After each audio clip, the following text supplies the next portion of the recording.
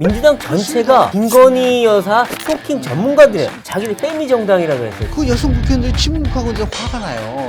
아무런 말이 없어요. 자기들이 봉사활동 했는데 인권 포르노 찍어서 그러면 난리가 났을 거예요. 대한민국의 정치가 체고를 넘어서서 정치라로 치닫고 있다라고. 그렇죠. 정진산 실장이 구속이 됐고 김용 이제 부원장도 구속이 된 네네. 상황인데 앞으로 이제 이재명 대표 관련된 사법 리스크 좀 어떻게 흘러갈 거라고 보십니까?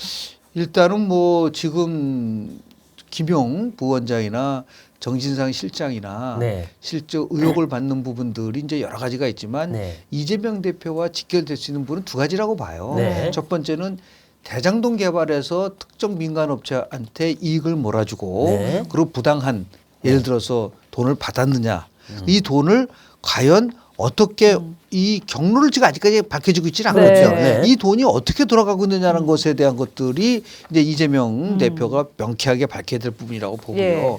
두 번째는 거기서 얻은 자금을 가지고 대통령 경선을 포함해서 선거 자금으로 만약에 활용을 했다고 한다면 이건 정치자금법 위반일 그렇죠. 뿐만 아니라 예. 이거는 민주당 내에서도 굉장히 분노할 부분인 거죠. 그렇죠. 그러니까 이재명 후보와 경쟁했었던 이낙연 후보 측에서 본다고 한다면 이거는 굉장히 불공정할 뿐만 아니라 네. 이 부분에 대해서 명쾌하게 밝혀야 된다고 저는 주장할 수 있는 근거가 있는 거예요. 그렇죠. 지금 뭐 이낙연 전 대표는 미국에 그렇죠. 있는 거를 알고 있는데요. 네. 뭐 곧 귀국하겠죠. 네. 이게 굉장히 큰 아킬레스건이 될 수밖에 없는 거가 네. 있지 않겠나 그렇죠. 생각이 좀 들고요.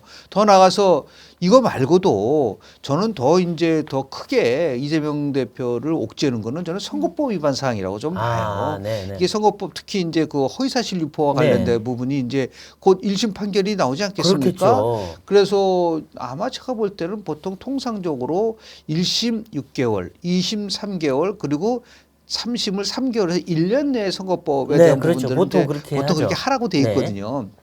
그렇다고 한다면은 내년 상반기 정도에는 1심 판결이 나오지 않겠는가. 아. 근데 1심 판결에서 만약에 100만 원 이상의 그 형을 받게 되면은 결국은 5년 동안 피선거권이 박탈되기 때문에 네. 2027년도 대통령 선거에서 이재명 후보는 나올 수가 없죠. 없게 됩니다. 그것뿐만 아니라 대선 대선 기간 동안 사용했었던 400억 원 이상을 민주당이 토해내야 된단 그러니까요. 말이에요. 당사 팔아도 안 돼요. 그러니까 이거. 이런 두 가지가 걸려 있기 때문에 이러한 선거법에 어떤 결과가 나올 것인가가 굉장히 저는 중요한 거라고 네. 보고요. 더 나아가서 지금 뭐 나무, 김만배 등 그렇죠. 대장동과 관련된 분들이 지금 다 출소했단 말이에요. 네, 이제 줄줄이 네. 나오고 있기 그 사람들이 때문에 얘기를 입을 열면 그렇습니다. 그래서 이거는 뭐 전형적인 프리뉴스 딜레마 게임, 제수의 딜레마 게임에 아. 봉착될 수밖에 없고요. 네. 제수의 딜레마는 뭐 간단하게 말씀을 드리면 합리적인 사람이라면 오히려 자백하는 게 자기한테 유리하다는 거거든요. 그렇죠. 그래서 아니면 뒤집어 자기 쓰니까. 뒤집어 쓰니까. 그래서 좀 유동규 네. 전 본부장이 혼자 끊임없이 뒤집어 혼자 쓸 수 씌우니까. 없다는 것 네. 때문에 그 부분 처음에 얘기하잖아요. 제가 다 안고 갈래다가 네. 가족을 생각하고 네. 내가 저 사람을 위해서 이렇게 해야 될 것인가라는 네. 판단 속에서 지금 여러 가지 그 얘기를 하고 있지 네, 않습니까? 그 형제들을 믿었는데 보니까 자기 하나도 안 돌봐주고 자기한테 다 뒤집어 씌우니까 그렇습니다. 그러니까 이제 전형적인 이제 그 제수의 딜레마 게임에 빠지게 되면 네. 저는 이거는 뭐 막기 어려울 것이다. 그랬을 경우에 네. 지금 가장 객관적이고 증거를 통해서 이제 판결이 내려지는 거기 때문에 그래서 뭐 나온 뭐 남욱 변호사 등을 포함해서 우리가 알지 못했었던 여러 가지 사실들이 또 나오게 네. 되면 그게 굉장히 뭐 이재명 그렇죠. 대표가 방어하기가 어렵고 어려운. 그 네. 최측근도 지금 구속된 상태니까 그러니까요. 전방위적으로 네. 사법 리스크가 이제는 현실화되고 있는 게 그렇죠. 아닌가라는 예. 판단을 하게 네. 됩니다. 그래서 지금 민주당 내 기류를 보면 네. 아직도 뭐 이재명 대표와 가까운 정말 친명 핵심들은 네. 우리 대표가 그런 짓 한 적 없다. 이건 네. 정치 탄압이다 하고 있지만 말 안 하고 조용히 있는 친문 비명들은 이제는 특히 비명 일부는 얘기하기 시작했어. 왜 우리가 이재명 대표 방탄을 쳐야 되냐. 그러면서 이제 일부에서는 손절론까지 나옵니다. 예. 이재명 대표에서 잘라야지. 아니 우리 민주당 다 끌려 들어가 다 죽는다. 이런 얘기 나오는데 정말 어느 정도 시기가 되면 손절 움직임이 나올까. 보통 이제 통상적으로 보면요, 이 현재 같은 상황 속에서 뭐 조심스럽게 우리가 뭐 전망해 본다고 한다면 민주당이 분열될 가능성이 저는 굉장히 크다고 봅니다. 분열된다. 네, 왜냐하면 네. 조금 전에 말씀드린 이제 이재명 사별 리스크가 현실화돼서 네. 지금 이제 그 몇 가지 지표가 있어요. 네. 여론조사를 보면은 세 가지 지표가 있는데 네. 첫 번째는 뭐냐면 자. 지금 대장동 수사를 하는 것이 정치 보복이라고 생각하느냐 아니면은 네. 나름대로 정당한 수사라고 생각하느냐 그런 조사 결과를 보면은 있죠. 정당한 수사라는 비율이 항상 높게 나와요. 그렇죠. 어느 여론조사든 간에 그게 맞아요. 높게 나옵니다. 10%에서 20% 10% 높게 나와요. 두 번째는 뭐냐면 그렇다고 한다면 정치 탄압이고 정치 보복이라고 하면은 민주당의 지지가 막 높아져야 돼요. 네. 그리고 지금 6개월 집권 6개월 동안 윤석열 대통령의 지지도는 지금 뭐 정체 상태지 그러니까 않습니까? 30%. 그러면 당연히 거기에 상황에서 민주당의 지지가 높아져야 됨에도 네. 불구하고 민주당 지지도 전혀 높아지고 있지 네, 않아요. 맞습니다. 특히 이태원 참사 이후에 보니까 여야 정당 모두 지지도가 빠져요. 빠진단 말이에요. 이거는 결국은 참사를 정치화하면 안 된다는 것을 보여주는 건데 네. 끊임없이 지금 참사에 대해서 국정조사 포함해서 네. 특검 얘기하고 등등 얘기를 하다 보니까 국민들이 봤을 때는 이거 너무 정치화하는 것이 아니냐라고 그렇죠. 하는 그런 부분들이 굉장히 많고요. 더 나아가서 이재명 대표에 대한 선호도 조사를 해보면은 네. 지난 2022년도 대선 때와 차이가 없어요. 그러니까 비호감도가 굉장히 높게 나오고 있단 말이에요. 네. 자, 이런 상황 속에서 아까 말씀드린 선거법 1심 판결, 1심 네. 판결만 나와도 네. 어떻게 나오든 간에 그리고 더 나가서 죄책감과 관련된 이런 비리가 정확한 정황이 나오기 시작한다면 당연히 그 안에서는 두 가지가 나오겠죠. 네. 퇴진을 한다든지 아니면은 예를 들어서 더 문제로 생각한다면 민주당 다음으로 회복돼야 되지 않느냐. 그렇죠. 그게 저는 이제 이낙연 전 대표의 귀국 시기와 맞아떨어가지 그렇죠. 않을까라는 생각을 좀 하게 그렇죠, 됩니다. 그렇죠. 대안이 있어야 되니까. 그렇습니다. 대안이 없는 상태에서 될 수 네. 없지 않지 않습니까? 친문은 지금 뭐 누구 내세울 사람이 없는 없지만 상황이고. 그래서 어쨌든 간에 자연스럽게 선거 한 6개월 네. 전에는 뭔가 항상 지각 변동이 있죠. 있었어요. 네. 가장 대표적인 게 이제 민주당과 관련돼서는 2016년도 총선 한번 복기를 해보면 당시에 2015년도에는 민주당의 대표는 그때 더불어민주당의 새정치민주연합이죠. 예, 예, 예. 예, 문재인 대표였었거든요. 네. 근데 2015년도 11월 달에 당시에 안철수 의원이 8개 정치 개혁안을 그렇죠. 내놓고 결국 친문 패권을 없애라고 하다가 결국 나갔죠. 나가서 탈당을 해서 네. 2016년 2월 달에 국민의당을 만들었고 그리고 새정치민주연합은 더불어민주당으로 바뀐 거거든요. 그렇죠. 그렇게 해서 결국 38석 호남을 배창으로 38석을 가져갔단 말이에요. 그렇죠. 그러면 지금 얘기하는 우리가 뭐 확실한 건 아니지만 정책 상상력을 동원해서 얘기를 한다고 한다면 민주당 분당 시나리오가 굉장히 가시화될 가능성이 아하. 높은데 이거는 결국은 이낙연, 정세균을 중심으로 한 호남의 인맥과 그리고 그 위에는 문재인 상황이라고 하는 그러한 체제로 갈 가능성이 굉장히 높다고 봅니다. 왜냐하면 지금 지난 2020년도 총선 때 네. 그 수도권에서 121석이었는데요. 네. 그중에서 103석을 민주당이 가져갔습니다. 네, 네. 103석이면 85%거든요. 그런데 그중에 70%, 50% 정도는 친문 인사예요. 그렇죠. 그 더 나가서 당시 청와대에 문재인 대통령을 보좌했었던 많은 사람들이 결국은 지금 국회의원을 하고 있어요. 그렇죠. 배치를 뭐 다 달았죠. 김의겸, 고민정, 네, 진성준 뭐 많아요. 많지 않습니까? 네. 그 말은 뭐냐면 여전히 친문 세력은 존재한다. 존재한다. 지금도 한번 보세요. 네. 그분들 행태를 보면은 이재명 그 대표에 대한 부분에 대했을 때보다 문재인 대통령을 공격하면 아니 그렇죠. 즉각적으로 반응을 합니다. 맞습니다. 네. 그러니까 이런 상황에서 본다고 한다면 결국은 이재명 대 문재인의 보이지 않는 갈등 구조는 분명히 있다. 그런데 이재명 대표의 사법 리스크 때문에 더 이상 민주당이 총선에서 승리할 수 없다고 판단되는 시점이 온다고 한다면 네. 그건 뭐 분당이 갈 수밖에 없는 그런 아하. 가능성도 충분히 저는 있다고 저는 봅니다. 그렇군요. 예. 네. 그리고 지금 이제 이재명 대표 수사 말고 네. 이제 노웅래 의원에 대한 수사가 시작되는데 이게 노웅래 의원 개인 한 명이면 뭐 그걸로 끝. 그렇습니다. 그런데 그게 아니라 지금 보면 이정근 씨라는 분도 또 네. 수사를 받고 근데 그 모든 거에 가장 중요한 게 뭐냐면 네. 민주당 지도부나 중진들이 줄줄이 연루돼 있다. 그렇습니다. 청와대랑 과거 청와대랑 또 장관급까지 다 얘기가 나오고 있어요. 지금 뭐 그분들이 실제 연루됐는지 모르지만 청와대 비서실장, 국토부 장관, 뭐 중진 또는 지도부, 뭐 전 대표 줄줄이 얘기가 나와요 지금. 그래서 이런 수사들이 뭔가 더 가면은 저 민주당의 또 다른 핵심들을 치는 그런 계기가 되지 굉장히 않나. 이제 그 아주 미묘한 거예요. 미묘하죠. 왜냐하면 두 가지 면에서 우리가 고민을 할 필요가 있는데요. 첫 번째는 뭐냐면 윤석열 대통령이 됐을 때 많은 국민들이 요구를 했었던 것 중에 하나는 비정상적인 거를 정상화시키라는 거였었지 않습니까? 네. 그리고 더 나가서 문재인 정권에 대한 비리를 수사하라는 거였었어요. 그렇죠. 그래서 찍어준 거예요. 그러니까 네. 그 말 속에는 윤석열 대통령을 내가 비록 좋아하지는 않지만 네. 전 정권에 대한 정말 화가 나는 부분이 많아서 찍은 분들도 많았었거든요. 그렇죠. 그러니까 당연히 전 정권에 대한 비리를 수사를 하지 않게 되면은 지지율의 지금 정체 상태를 벗어날 수 있는 방법이 없기 네, 때문에 네. 그리고 더 나아가서 법의 지배고 네. 그리고 정의와 공정과 상식을 얘기를 했기 때문에 당연히 수사를 해야 되는데 네. 문제는 문제는 이런 거죠. 정치란 건 미묘한 겁니다. 제가 조금 전에 얘기했었던 민주당의 분당과 관련된 것을 이재명 대표의 사법 리스크가 현실화됐을 때라고 말씀을 드렸는데 네. 만약에 네. 이것이 이재명 대표에 대한 수사만이 아니라 네.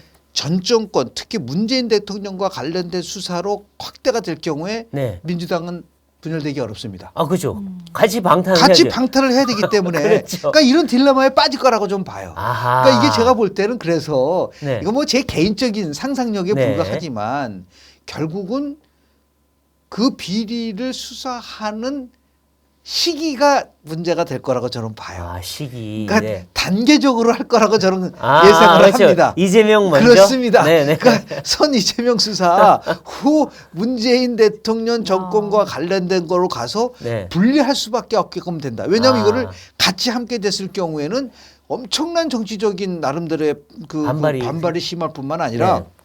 결국은 민주당의 대반격이 아. 나올 수밖에 없기 때문에 여기에 대한 이제 고민이 있겠죠. 근데 이거 뭐 아. 그러나 분명한 것은 네. 그거는 정치적인 그 나름대로 광적인 문제고 네. 원칙은 당연히 잘못했으면 그렇죠. 비리를 검찰 수사는 수사해야죠. 그냥 뭐 원칙대로 가야죠, 원칙대로 사실. 가야죠. 거기에 대해서는 저는 뭐 네. 거기에 대해서 그렇게 하지 말아라 할 수는 없는 건데 어떻게 하는 것이 과연 옳은 것이냐에 대한 거는 이제 고도의 정무적 판단을 할 수밖에 없는 아. 그렇게 되지 않을까라는 생각을 좀 하게 아, 됩니다. 그렇군요. 네. 네. 그렇군요. 네, 그리고 이제 민주당 장경태 의원의 네네. 발언이 또 연일 화제가 되고 있습니다. 그 빈곤 포르노 관련된 이슈인데 지금 또 추가적으로 그 사진이 김건희 여사의 사진이 자연스럽게 찍힌 사진이 아니라 조명까지 두세 개 세팅을 해놓고 찍은 사진이다. 이런 발언까지 또 이어서 하고 있는 상황이거든요. 네. 장경태 의원의 발언 어떻게 들으셨습니까? 그 발언의 진실은 반드시 밝혀져야 된다고 좀 보고요. 네. 두 번째로 아까 얘기한 식으로 그렇게 얘기할 수 있는 자유는 있지만 거기에 대해서 거짓 만약에 해 그렇죠. 뉴스라고 한다면 그 책임은 어떻게 질 거죠? 그러니까요. 던지고 그런데 뿐이에요. 던지고 끝입니까? 예를 들어서 미국 같은 경우는 그럴 경우에는 이제 몇 가지 이제 응징이 가능해요. 첫 네. 번째는 뭐냐면 우리 지금 국회 윤리위원회가 완전히 유명무실해졌거든요. 그렇죠. 그렇죠. 예. 예. 그 윤리위원회에 지금 제소된 상태잖아요. 네. 이 부분인데 윤리위원회라는 게 지금 제대로 작동되지 못하고 있잖아요. 그렇죠.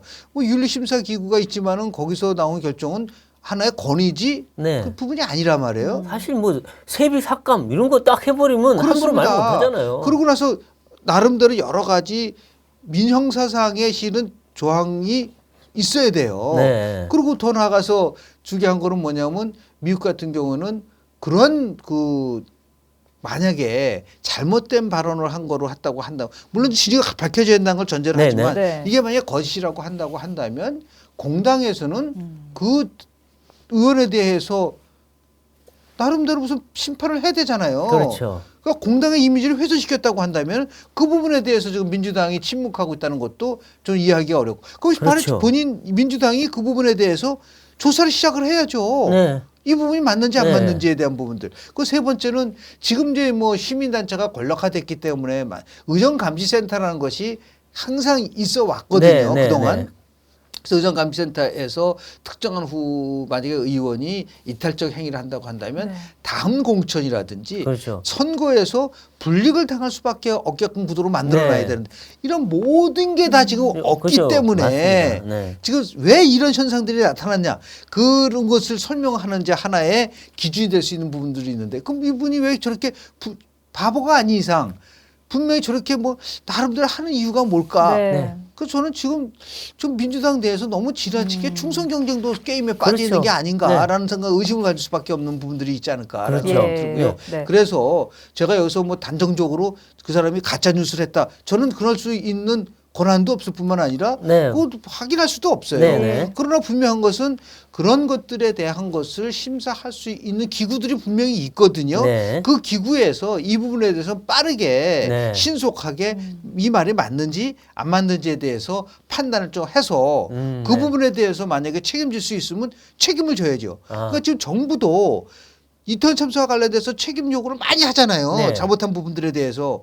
그러면 민주당 내도 자당 내에서 무슨 잘못한 일이 벌어졌을 때는 그 부분에 대해서 책임 소재를 분명히 하고 그렇게 해놓지 않으면 제가 볼 때는 저걸 공당이라 할 수가 있는. 그렇죠. 그런 정당한테 국민들이 돈을 줘야 됩니까? 네, 그렇죠. 보조금을 줘야 됩니까? 이런 문제로 불거질 수가 있기 그렇죠. 때문에 빨리 저는 자체적으로 저는 조사를 좀 해야 될 거라고 네. 좀 봅니다. 예. 근데 이 장경태 의원 같은 의원이 한 명이 아니라 민주당 전체가 그렇습니다. 예. 김건희 여사 스토킹 전문가들이에요. 맞습니다. 하루 종일 네. 김 여사가 뭐 하고 있는 일거수일투족만 보고 그거 어떻게 트집 잡을까, 공격할까 이런 궁리만 하는 사람들 같은데 이거 스토커 정당도 아니고 그래서 이분들이 전에 가면 뭐 자기들 패미 정당이라 그랬어요. 근데 네네. 김건희 여사한테는 반대요. 뭐 맞습니다. 모든 걸 다 무슨 김건희 여사가 뭐 잘못한 거 줄리부터 시작해서 이 거의 스토킹을 하고 있는데 여성인격 모독을 하고 있는데 이거는 정말 좀 지양해야 되는 거 아닌가? 무슨 공당이 누구 한 명 스토킹하는 곳입니까? 제가 이제 화가 나는 거는요. 네. 그 지금 169석의 네. 의석을 갖고 있는 민주당 내에도 여성 국회의원들이 있거든요. 가만히 있어요 다. 그 여성 국회의원들이 침묵하고 이제 화가 나요. 그러니까요. 예를 들어서 그분들이 여성의 권위 향상과 네. 그리고 여성의 인권과 이걸 해서 비례대표로 대부분이 들어가신 분들이 많단 말이에요. 네. 그리고 이전에는 비례대표를 하다가 지금 지역구 의원을 하고 있어요. 진선미 네. 의원이라든지 서영기 의원 다 그러니까요. 비례대표를 했다 갔거든요. 네. 그럼 그 부분에 대해서는 제동을 걸어야 돼요. 그러니까요. 왜냐하면 이 문제와 관련돼서는 정말 우리 당이 이렇게 나가서는 안 된다고 얘기를 해줘야 되는데 아무런 말이 없어요. 만약 자기들이 봉사활동 했는데 네. 너 빈곤 뽀르노 찍었어 그러면 가만히 있겠어요? 아마 막 난리가 났을 거예요. 아니, 그렇게 나오니까 관광 포르노까지 나오잖아요. 그러니까요. 이게 그건 뭐 뭡니까, 말도 안 이게? 되는 우리나라 포르노 언어가 국가입니까? 그러니까 이 비속 언어를 막 쓰고 막 그러는데 그걸 또 주장하잖아요. 그게 또 이 자꾸 쓸 수 사전에 있다고 있다. 여성 의원들이 옹호를 해요. 그러니까 또. 근데 그런 것들을 보면서 이건 제가 뭐 한 몇 년 전에 쓴 글에서도 보면 대한민국의 정치가 태보를 넘어서서 저지라로 치닫고 있다라고 얘기해요. 그렇죠. 이거는 한마디로 얘기해서 이제 이런 표현 쓰면 안 되잖아요. 네. 막자는 표현 쓰면 그건 안 되죠. 네. 그러니까 이게 너무 저질화되고 있고 네. 그리고 저 사람들이 국회의원이라는 것이 뭔지에 대한 기본적인 것조차. 그래서 네. 제가 이런 말을 했어요. 아, 지난 2004년도에는 탄돌이 108명, 108번 내가 그때 초선의원이 108명이었었거든요. 맞았, 108번 내. 맞습니다. 이번에는 코돌인가? 코로나돌이. 그래가지고 코로나 때 이 돼서 된 사람들이 굉장히 뭐 정말 네. 함량 미달의 의원들이 네. 나와서 어떻게 저런 의원들이 있을까라고 하는 그러니까요. 그런 지적을 많이 받았거든요. 그러니까 네. 민주당이 정말 새로운 정당으로 변혁을 하려고 한다면 네. 이런 부분들서부터 음. 자성하고 성찰하고 그러니까 반성 없는 네. 공격은요. 그거는 맞습니다. 결국은 자해입니다. 그렇죠. 그렇죠. 네. 네. 네. 정치펀치 시청자 여러분, 저희 조선일보가 이번에 새로 신문 구독을 신청해 주시는 분들을 상대로 이벤트를 진행합니다. 네, 아래 번호로 연락 주셔서 배성규, 배소빈의 정치펀치를 보고 구독 신청한다고 말씀해 주시면 2023년 벽걸이 달력을 드립니다. 기존 구독자분들께서는 조선 멤버스를 통해서 2023년 벽걸이 달력 증정 이벤트를 진행하고 있으니까요. 많은 관심 부탁드립니다. 네, 대한민국 1등 신문 조선일보 많이 구독 신청해 주시고 신년 달력도 받아가세요.